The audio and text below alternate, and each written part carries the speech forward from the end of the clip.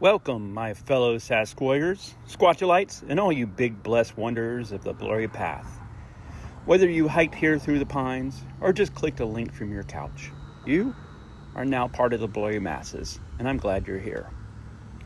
Today's sermon is The Stillness Between the Stomps. I'm Archminister Jake, and welcome to Blessed by Bigfoot.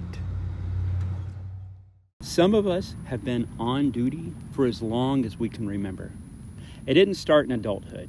It didn't start when we graduated, got a job, or even became parents. For some, it started when we were children, far younger than anyone should be to carry that kind of responsibilities. At 8 or 9 years old, some of us knew how to cook dinner.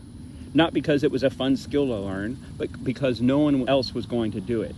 We washed our own clothes, not because it was a cute way to be grown up, but because if we didn't, there'd be nothing clean to wear. Some learned how to take care of siblings, how to keep the house quiet when a parent was stressed or sleeping, how to stretch a box of cereal for as many mornings as possible. We didn't just survive childhood, we managed it. And when you grow up like that, you get good at it.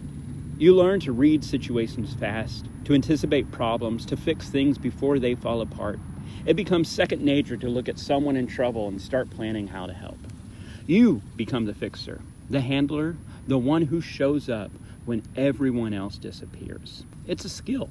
It's a strength. It is something the world needs, but it can also be a burden that wears you down without even noticing. Because here's the truth. Those survival instincts you built as a child, they don't just go away when you're safe. They don't fade when you get older and have more stability. They stay. They become part of you. And now, years later, you may find yourself jumping into every situation where someone's struggling, whether it's your job to be there or not. You see, someone carrying a heavy load, and before you even think, you're reaching to take it from them. You see a problem in someone's life, and you're already mapping out how to fix it. Your brain works in crisis mode, even when there's no crisis. And while helping is beautiful, while compassion is one of the best things about humanity, it's not your responsibility to fix every single thing that's broken. It took me a long time to learn that. I used to think that if I could help, I should. That if I saw a need, it was my moral duty to meet it. And that's true sometimes, but it's not true all the time. There's a line, and when we cross it too often, we don't just drain ourselves, we rob other people the chance to grow by solving their own problems. I like to think about Bigfoot when I need to remember this. Now, there's a lot of mythology about Bigfoot. Some folks imagine him constantly on the move, sprinting from one place to place, dodging cameras and hunters, living underground, living in a state of escape. But that's not how I see him. I picture Bigfoot as the master of stillness.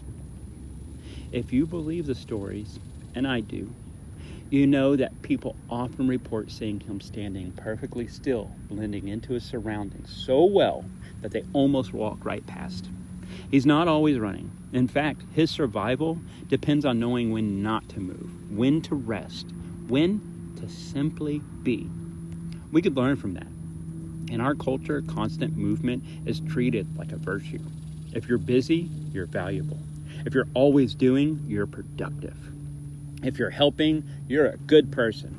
But there's another kind of good, another kind of value, and it comes from your stillness. Stillness isn't laziness.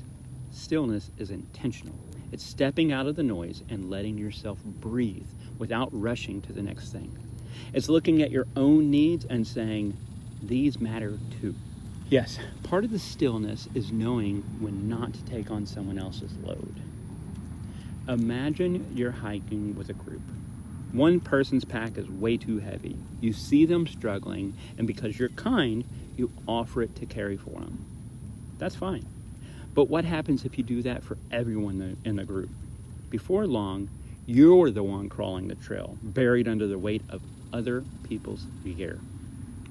Life is like that hike. You can't carry everything for everyone. You can walk beside them. You can share a little weight for a while. You can offer advice about packing lighter, but if you try to carry every single load, you'll collapse. And then you can't help anyone, including yourself. So how do we decide when to help and when to hold back? One question I've started asking myself is, why do I want to help here? Not in the judgmental sense, but in the curious sense. Am I helping because I generally have the energy and resources? Am I helping because it's truly mine to do? Or am I helping because I'm uncomfortable watching someone else struggle? Am I helping because I need to feel useful? It's not bad to feel good about helping. But if helping is the only way you feel valuable, you're on dangerous ground. Because then you're giving from a place of emptiness, and that will burn you out. There's another truth here. Sometimes helping too much actually harms the person we're trying to help. We swoop in every time. They never learn how to stand on their own. They never build the skills or confidence they need to handle life without us. And while it feels loving in the moment, it can create dependence that's unhealthy for both of you. That's why boundaries aren't just for our protection. They're for theirs. They're for everyone's. And boundaries are not just about saying no. They're about saying yes in a measured way. You can help in ways that don't cost your peace. You can give without depleting yourself. You can show up without moving into someone else's life and rearranging the furniture. Now, there's a second part to this message, and it's just as important as learning to set limits on helping others. It's learning how to be still. We live in a world that rewards motion. Scroll this, watch that, answer the text, check the email. Even when we're resting, we're often just switching from one form of motion to another. Mental motion, emotional motion. But true rest is something different. True rest is sitting on the porch with your hands empty. It's lying in the grass looking at the clouds. It's sitting by a creek and listening to the water without trying to capture it on video. It's going into the woods with no agenda but to be there, or in your neighborhood park. I think Bigfoot has mastered this. No watch, no schedule, no endless to-do list, just the rhythm of the day and the night, the seasons and the weather. We can't live exactly like that. Most of us have responsibilities, so we can't just walk away from them. But we can borrow the principle. We can choose to build stillness into our lives. And when we do, something happens. We hear ourselves again. In stillness, you notice the thoughts that have been drowned out by the noise.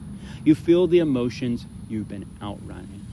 You give your body and your mind a chance to recover from carrying too much. And here's the irony. When you give yourself that space, you actually become better at helping others. You're clearer, calmer, and less likely to get tangled up in problems that aren't yours to solve. So, what does that look like in practical terms? Good question. It means checking in with yourself before you say yes to helping. Ask, am I the right person to do this? Do I have the time and energy? Will this help them in the long term or just patch something in the short term? It means building stillness into your routine, even if it's just 5 minutes at first. No phone, no screens, just you, breathing, listening to the birds. Watch how the light changes in the room. Let yourself exist without producing anything. It means remembering that your life is yours to live. Helping others is part of it, but it's not the whole of it. You also get to rest, to explore, to have joy that doesn't depend on being useful to someone else. When you balance giving with guarding motion, with stillness, others, with yourself, you create a life that's sustainable. You're not constantly fighting for survival like you were as a child. You're living. And friends, living is the point. Because when we live well, we become an example. We show others that it's possible to be kind without being consumed, to be generous without being drained, to be available without being on every call every second. May we learn to walk like Bigfoot, unhurried, aware, and wise enough to know when to help and when to simply watch from the trees. May we give, but also protect ourselves. May we live lives that are not just about service, but about joy. May we find our own quiet spots in the forest, whether they're real woods or just a quiet chair in the corner of our homes. And let them be holy ground. And may we always remember, sometimes the most loving thing we can do is put down that load that was never yours to carry in the first place. Amen. Or as we say here, ah!